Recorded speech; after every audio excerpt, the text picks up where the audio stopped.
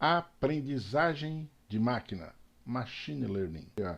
Você abre o seu Facebook ou o seu Instagram e lá está uma publicidade daquilo que você comentou. Pô, como é que esses caras sabiam o que é que eu comentei com uma pessoa aqui de casa? Acredite, é isso. Muitas vezes eles acertam o que você deseja antes que você saiba.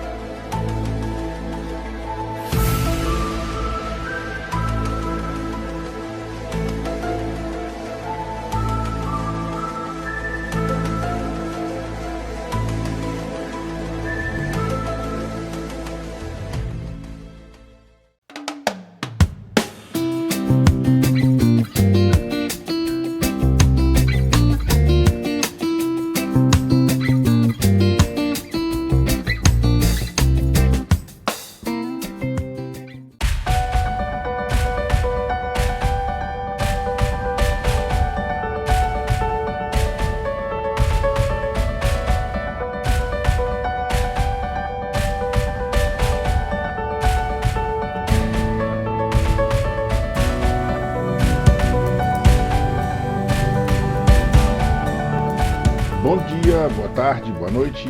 Eu nunca sei quando vocês vão assistir esse vídeo. Aprendizagem de máquina, machine learning. Lembram daquela lenda urbana, ou lenda digital, melhor dizendo, que fala que dentro dos smartphones existem softwares que estão ouvindo ou filmando as coisas nas nossas residências sem a gente saber?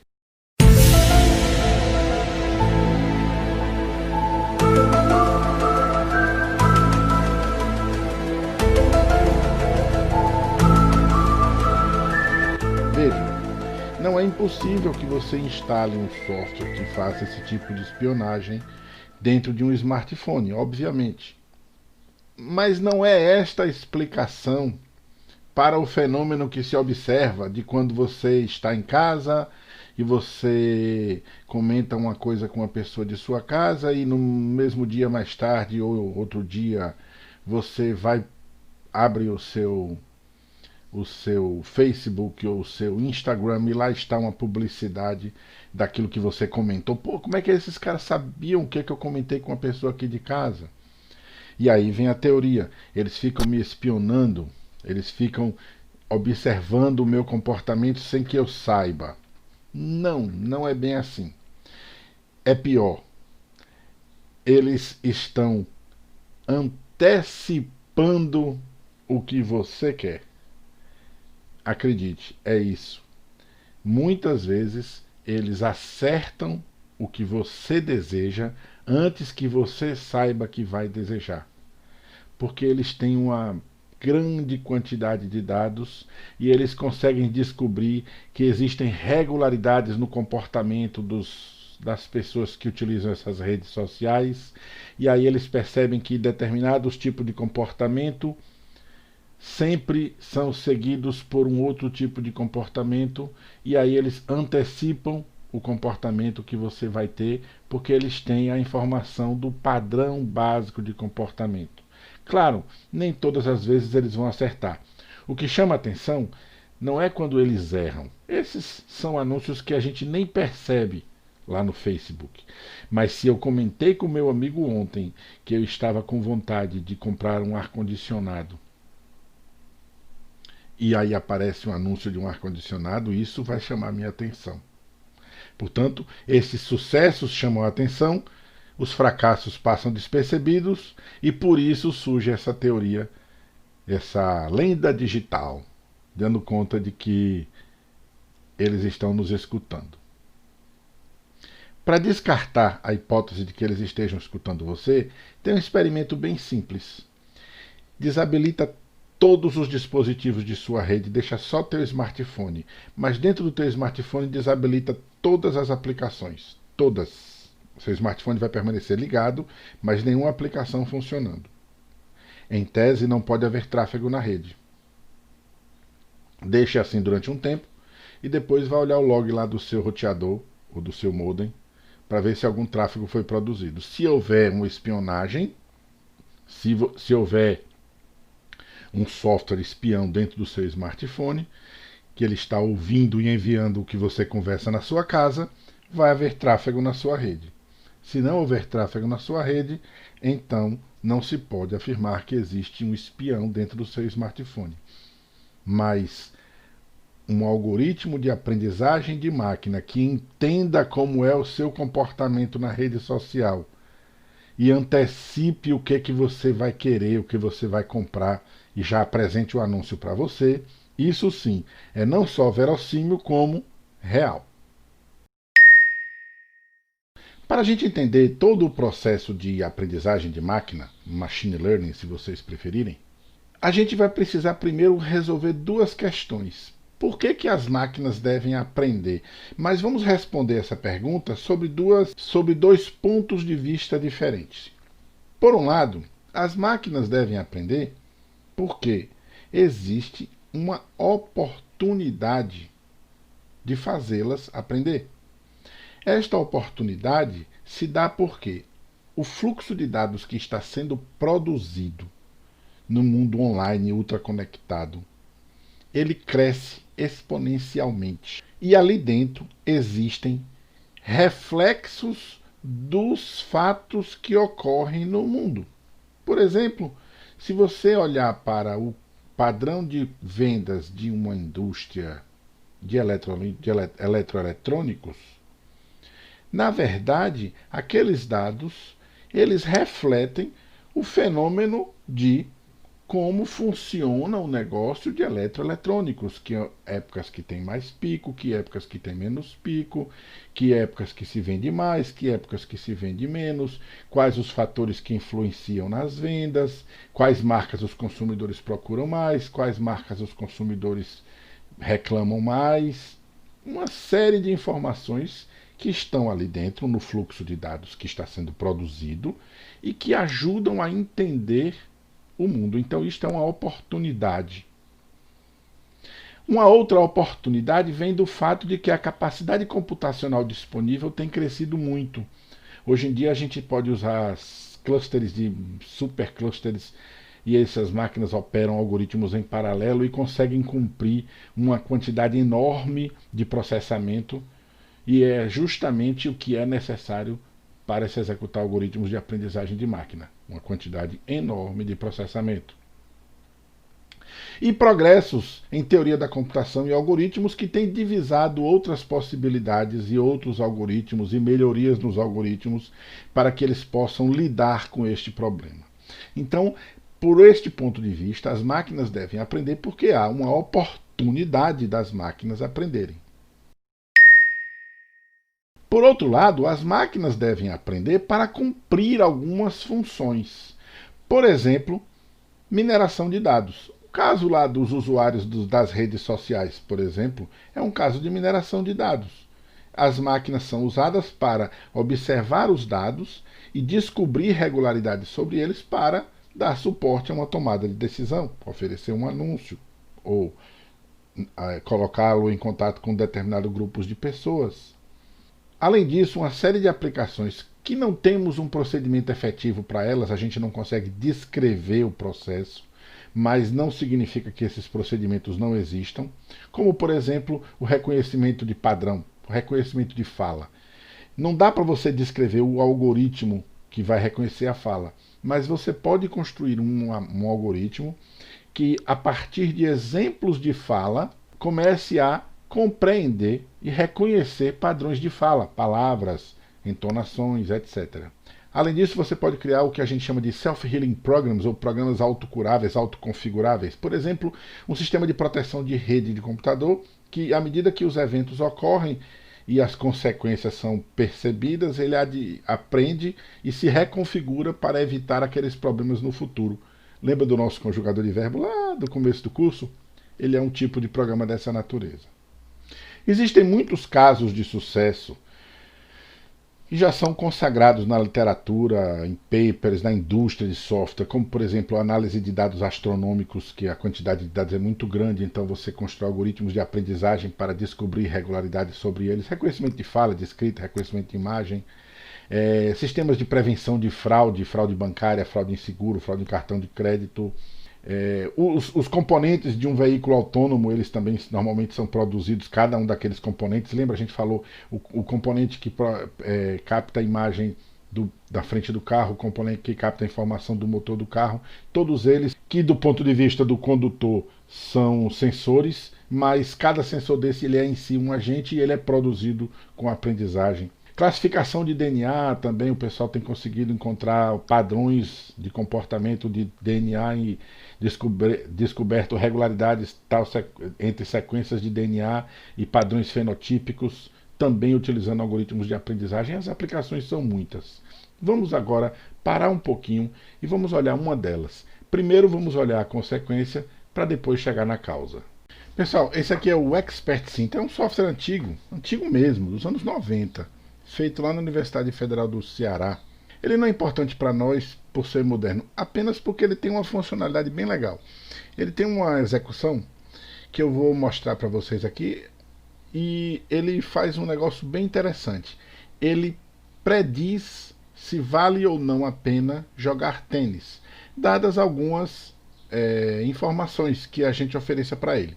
Então, quando você executa a aplicação, aqui iniciar, Choose Outlook Value, então escolha o valor de Outlook. Então você pode escolher entre Sunny, Overcast ou Rainy. São as possibilidades. Tem um grau de confiança que a gente não vai usar aqui, tá? Vamos assumir sempre 100% de confiança. Então, não, hoje está um dia ensolarado, 100%, eu tenho certeza, hoje está um dia ensolarado. Aí ele pergunta, Choose Humidity Value. Aí eu digo, não, a umidade hoje está alta ou está normal? Está normal. Aí ele me diz, ó, Play Tennis, yes, você pode ir jogar tênis. Ele está sendo preditivo. Repare que se as condições que eu desse para ele fossem outras, como por exemplo, Choose Outlook Value, escolho Rainy, e Choose Wind Value, se está ventando ou não está ventando, eu digo está ventando, mas está chovendo. Então ele diz, ó, não vai jogar tênis, porque você não vai conseguir jogar, a chuva vai te impedir. E você pode, tem diversas opções de consultas aqui diferentes. Choose Outlook Value, digo, ó, está overcast, ou seja, nublado. Se está nublado, ele não. Então, nublado nem precisa saber mais nada. Pode jogar tênis. E assim vai. Se você, por exemplo, choose sunny e a temperatura não está alta, estiver normal, a umidade não estiver alta, estiver normal, então ele diz para você que você pode ir jogar tênis. E assim são as diversas opções que tem.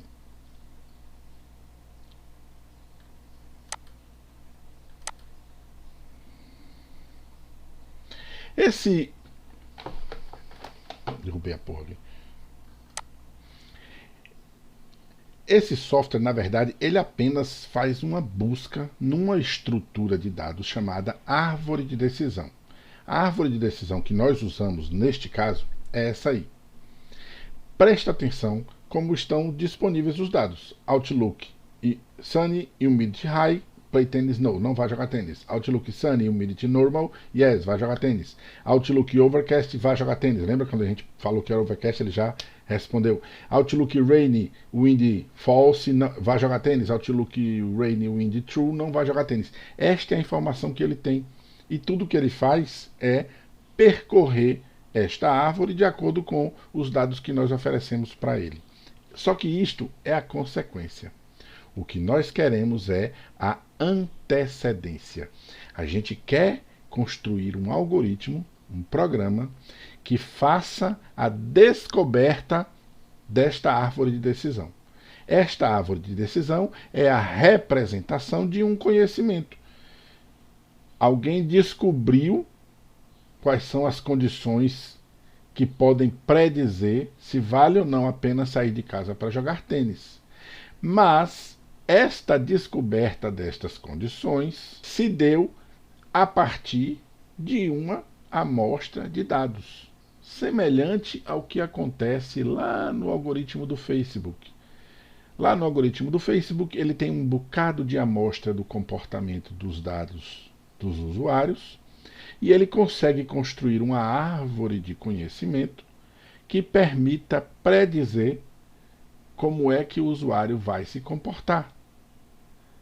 Aqui a gente tem uma vasta quantidade de dados a respeito de dias que valeram ou não valeram jogar tênis, apenas jogar tênis.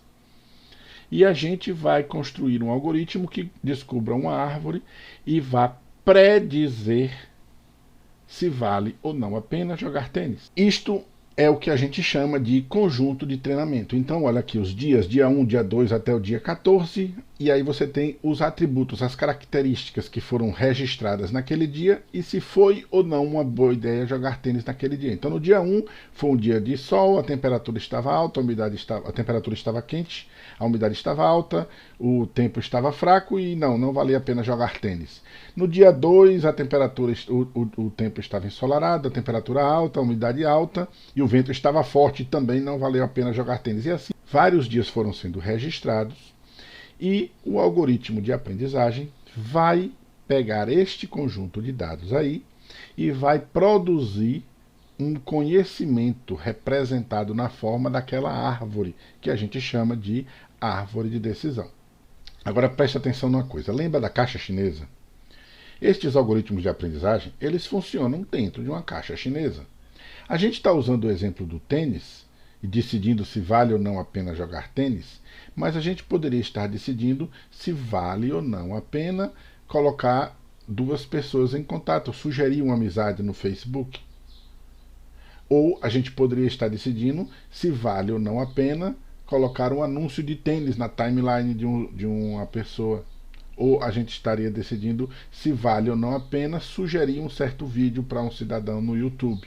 Ou a gente poderia estar decidindo se um comportamento de uma pessoa utilizando o cartão de crédito pode ser considerado suspeito de fraude, de o cartão ter sido roubado. Ou a gente pode estar decidindo se vale ou não a pena fazer uma certa aplicação financeira. Do ponto de vista do algoritmo que está executando, não faz diferença. E humidity alta ou baixa, ou temperatura do paciente alta ou baixa, ou reação frente a uma certa postagem, deu like, não deu like, do ponto de vista do algoritmo, é tudo a mesma coisa. Ele vai encontrar relações entre estes atributos e ele vai decidir como representar aquele conhecimento numa árvore de decisão.